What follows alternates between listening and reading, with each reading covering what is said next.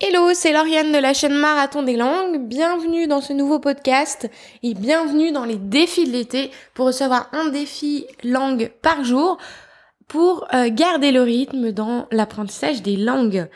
Alors aujourd'hui, on va droit au but. Votre objectif, ça sera de vous filmer.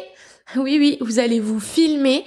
Rassurez-vous, vous ne serez pas obligé de publier cette vidéo publiquement, c'est uniquement pour vous.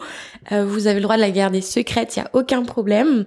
Donc l'idée de cette vidéo, ça sera de parler évidemment dans la langue que vous êtes en train d'apprendre.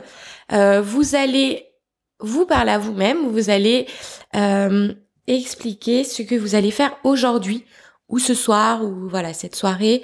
Qu'est-ce que vous envisagez de faire? Quel est le planning de la journée? Et donc vous allez expliquer ça dans la langue que vous êtes en train d'apprendre.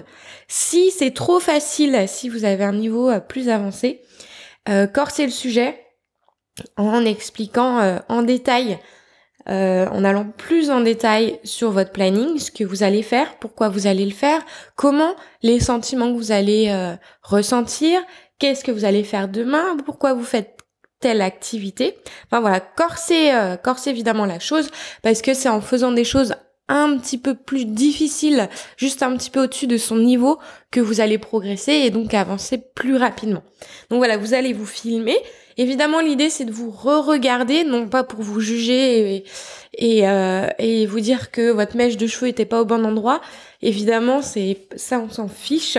Ce qui est vraiment important, c'est de vous écouter. Et encore une fois, écoutez-vous, mais ne vous jugez pas. C'est pas ça l'important. On se fiche que vous ayez un mauvais accent. Ça, c'est franchement, ça se travaille en fin d'apprentissage, donc plutôt sur quand vous êtes au niveau avancé. L'accent, déjà, il va se travailler au fur et à mesure. C'est pas la priorité quand on apprend une langue. La priorité, c'est de se faire comprendre. Donc, que vous prononciez correctement les mots, d'accord, mais ensuite, se dire, waouh, j'ai un accent francophone, un accent qui a coupe au couteau, ça, c'est pas grave. Il y a des personnes... des politiques, voilà, je ne citerai pas de nom, mais des personnes très importantes qui parlent anglais. Certes, leur accent est peut-être pourri, comme vous pourriez le dire, comme on pourrait le dire, mais ils se font comprendre et c'est vraiment ça qui est important, c'est se faire comprendre. L'intérêt, c'est de communiquer et converser avec d'autres personnes. Donc, ne vous attardez pas là-dessus.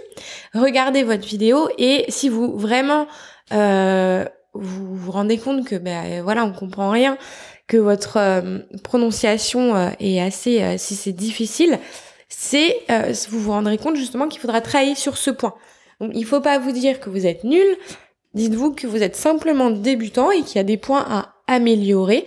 Voilà, c'est comme quand on démarre dans toute nouvelle activité, quand je sais pas, on va être au mois de septembre, vous allez peut-être commencer la danse ou je sais pas, une nouvelle discipline. Au début, ça va être difficile, vous allez vous empiéger les pieds et enfin voilà, c'est juste une question d'être débutant, c'est pas une question d'être nul. La nullité, c'est pour moi un concept qui n'existe pas.